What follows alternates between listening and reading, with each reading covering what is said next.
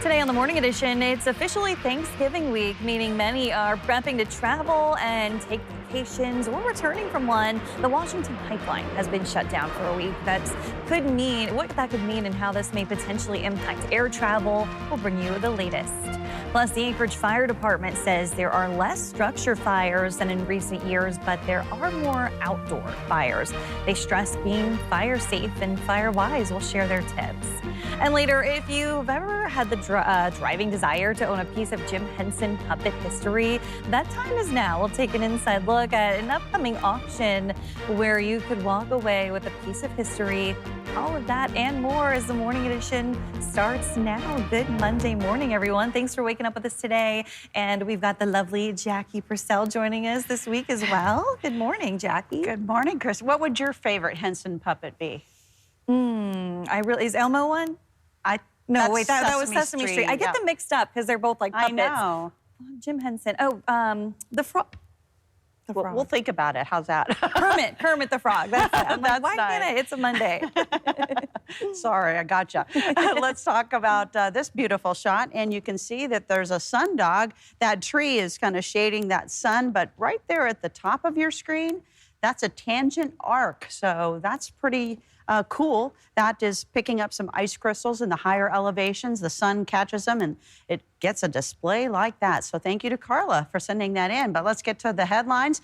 Yeah, it's kind of this fog fest. It's going to continue across South Central. So parts of the Anchorage Bowl, surrounding locations likely to see fog, but it will be cooling as well as quiet conditions into the interior, but strong winds across parts of the Aleutians, even into the Alaska Peninsula as we go through the day. There had been some gale winds on the west end of the Aleutians. Quiet, though, as we start off our morning in the South Central region. Anchorage seeing temperatures into the teens with the exception of Muldoon and Eagle River.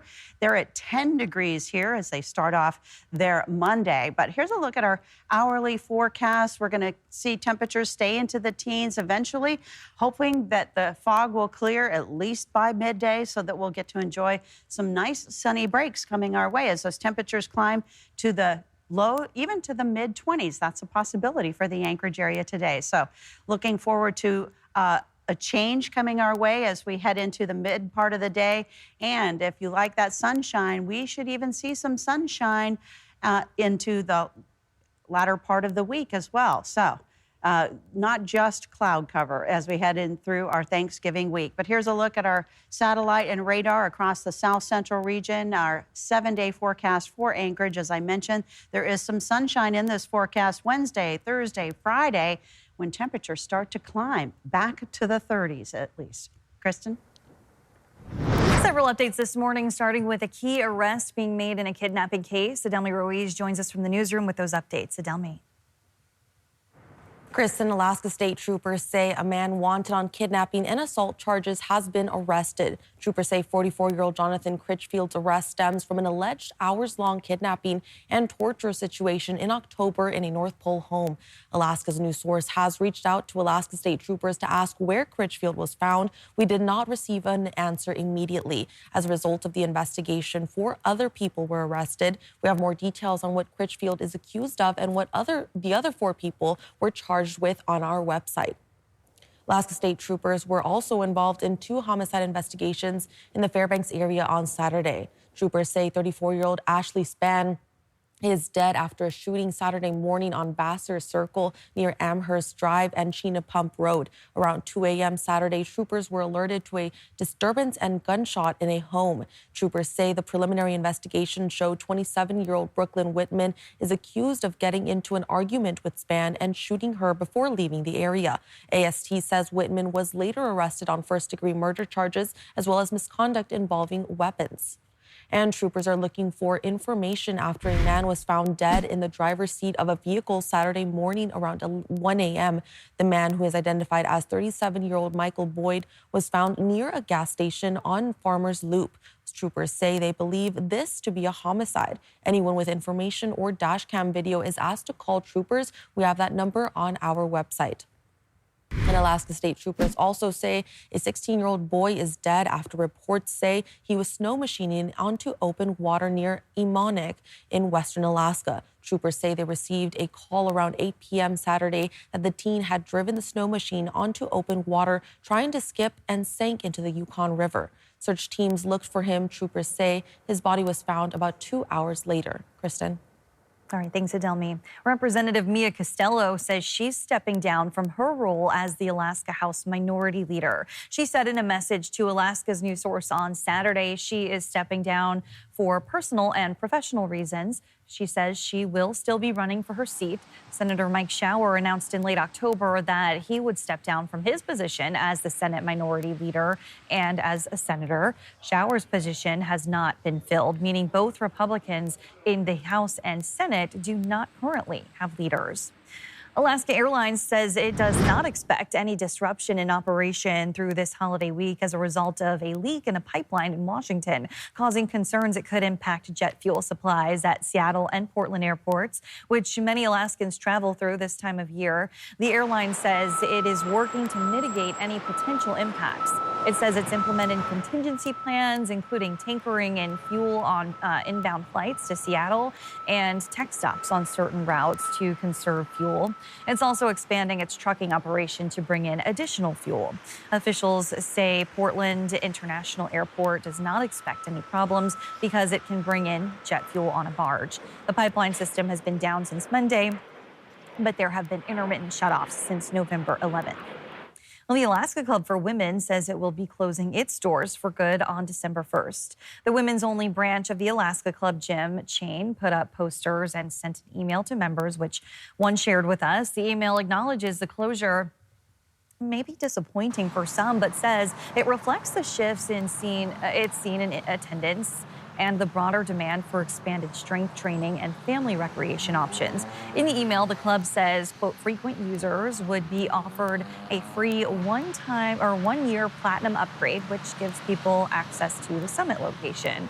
We reached out to the Alaska Club for comment. It said, in part, it is genuinely sad to close the space. However, participation in this location has declined significantly over time, while overall membership has grown and a need for expanded full family recreation has been identified in the West Anchorage area. A trail in Juneau is now open after a late September landslide. You can see here where some rock was put down with these sills by trail mix. And then we're going to look up here at the slide zone. So yeah, it goes about 400 feet up the hill. The landslide had two paths, so you're just seeing part of it now. The debris went all the way into the water. Mark Wheeler, the CBJ Parks and Rec director, says the Auk Lake Trail reopened Friday after a group called Trail Mix helped clear the area and fix the trail. Juneau has a partnership with the local nonprofit, which waited to fix the trail until the city and other specialists made sure the landslide risk had mitigated. About 6 or 7 people who spent a day, digging out the mud and cutting the trees, that were laying across the trail and moving all that stuff with just shovels and wheelbarrows for the most part, putting in a good hard day's work to get the trail back open for everybody. The group plans to return in the spring for improvements and to help mitigate future slides. Wheeler says the Auk Lake Trail is one of the most heavily used in the borough. The CBJ says it recommends everyone use their best judgment and use trails at their own risk. Anchorage's fire chief says structure fire numbers are down compared to recent years, but there have been more outdoor fires lately. Chief Doug Schrage says the fire department is unsure of the cause, but it serves as a reminder to be fire-wise. We get on average about one working structure fire every day throughout the year. And so while it seems like we do have a lot of fires over the winter season and the holidays, it's not necessarily the case. We have fires all year round.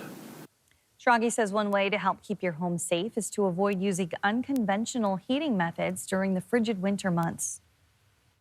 It's tempting for people during the especially cold winter months when they're chilled and maybe the boiler or the furnace isn't keeping up to turn on the range or the oven and open the door. And the misuse of cooking appliances to heat their home like this is very dangerous. Tragi says working smoke detectors and carbon monoxide detectors are an essential part to staying safe. He says everyone should have a fire extinguisher handy as well. A restaurant in Fairbanks is getting ready to honor their own annual tradition. Free Thanksgiving meals for those in need in the community. We'll share those details when the Morning Edition returns. And guess what? There's more fog outside. Be careful. The roads are slick. And here's a look at those sunrises for your day today in Anchorage, Fairbanks, Juneau, and Bethel. I'll have a look at the forecast when I return. Welcome back in on this Monday. Pretty foggy the past few days, at least in South Central, Jackie, leading to that beautiful rime ice on all the trees. It does make it for a beautiful landscape view, but it does make those roads very slippery. We got a Juneau camera down, but they're at 36 degrees. We do know that. But all of the other photos you can see from Anchorage, that's the hillside location, 17 degrees, 0 in Fairbanks. Their snow depth, 8 inches. And you can also see Palmer, 3 degrees. So it felt very chilly this morning as we were coming into work. I can attest, and Kristen says she felt pretty chilled too. Let's check out the winds. The peak gusts so far are associated across the Aleutian chain, all the way into the Alaska Peninsula toward Coal Bay. And Macoriac, you had a 24-mile-per-hour wind. This is where those areas of low pressure are swirling, so that's where some of the strongest winds are. Meantime, into the interior, we're going to see high pressure build in. That will mean some colder temperatures. They're at 0 in Fairbanks, 3 above in Dead Horse. Right now in Ukiavik, 17 above. And teens continue as you hit McGrath into Bethel, the Anchorage area. We hit the 30s once we hit Panhandle locations, and then out across the Aleutians, it's generally above freezing, but if ADAC's missing, I did look up their temperatures through the day. They'll be between 35 to 40 degrees. So you're between one of those right now. As far as the wind chills, this is what it really feels like if you're outside. You can see that there's a somewhat cooler feel, not teens. It feels like 8 degrees in McGrath, all the way down to 0 in Bethel. 10 degrees for the wind chill factor here in the Anchorage area. Area of low pressure that has been producing some snow into the northern portion of the Panhandle will still do that through the day today. There is a winter weather advisory for the northern section of the Panhandle. Meantime, this is that area of low pressure that will be swinging in its front into the Gulf of Alaska, not quite rotating into the south central region yet. It's pretty quiet into the interior as we head through the early part of the day. Really through the day and the next couple of days, it should remain on the quiet side for the interior, but with cooler temperatures. In South Central, we've seen that fog be an issue around the Anchorage metro area. And if you're one of those commuters between Anchorage into the valleys, do watch out for those areas of fog. It's really a ground-based cloud. So then you have those moisture particles impacting the road, and that can make it very slippery. Here's a look at our forecast. We'll still watch this storm front, and then there'll be decreasing clouds over the Panhandle, but they're still going to see that winter weather advisory in the north probably last through the day. By the time we hit Wednesday, you can see what's happening in the south central region. Sections of the south central region could see some Thanksgiving showers. Here's a look at our forecast through the day today. Cooler into the interior, but above freezing for much of the Alaska Peninsula through the Aleutians. Our 7-day forecast calling for a high temperature of 24 today. And should the fog clear, we will see mostly sunny skies. High temperatures will be into the 20s Tuesday, Wednesday, Thursday, but it looks as though the weather is going to be pretty nice. Just a chance of snow showing up as we head toward Wednesday night into Thursday. It doesn't really show it there, but that's what we're going to be expecting. Maybe some snowflakes on Thanksgiving Day. All right. Thanks for the warning. Thanks, Jackie. A restaurant in downtown Fairbanks is getting ready to honor an annual tradition, preparing a free Thanksgiving feast for those in need in the community. Alex Bengal spoke with the restaurant's chef and co-owner about the motive behind the meal. Nobody should be alone on this particular day. Nobody. Ever since its 2002 opening, Bobby's Downtown has put on a meal every year for those who have nowhere to go on Thanksgiving. We will never turn, ever, anybody away.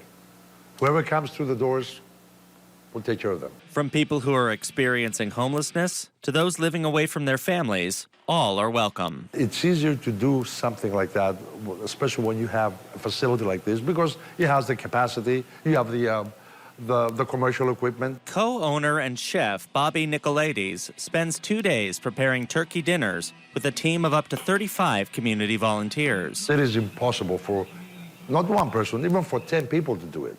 You need a lot of people. The restaurant closes for business that day, opening its doors from noon to 4 p.m. for the special meal, ready for the more than 200 people who usually show up. We cooked about 20 turkeys, big ones, with all the fixings: stuffing, mashed potatoes, vegetables, gravy, salads, desserts. With no plans to stop hosting the event anytime soon. As long as I'm alive and the restaurant stands. Alex Bengal, Alaska's news source. Meantime, families in the Fairbanks North Star School District are sometimes unable to pay for their students' school meals, and a program at the district allows the community to step in and help. At the district's nutrition services webpage, people can donate money to help pay down student debt, either donating across the whole district or to a particular school. A random number generator chooses which students receive the help in their accounts. Currently, there is more than $9,000 in debt throughout the district. Students are allowed to accumulate 5 days of unpaid meals. After that, they are reduced in what they can get.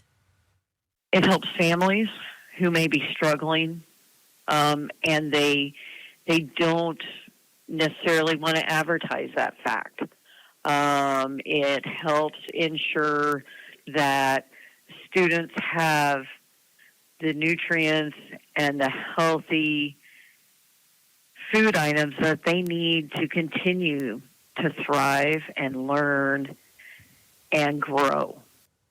So far this school year, more than $30,000 have been donated from the community to pay off student meal debt. Thanks for listening to our podcast. Click subscribe so you can get the latest podcasts from Alaska's news source automatically, and stay up to date with breaking news and in-depth reporting available for free 24/7 with the Alaska's news source app.